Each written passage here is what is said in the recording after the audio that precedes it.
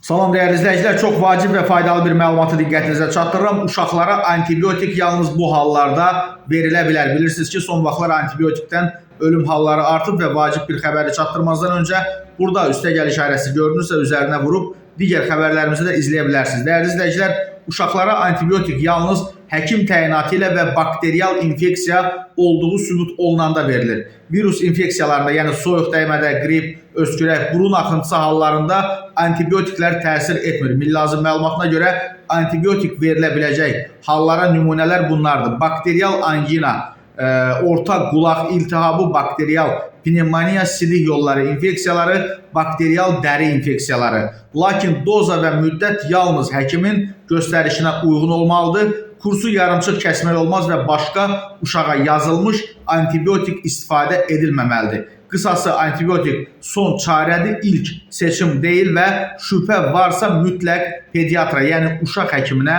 müraciət eləmək lazımdır.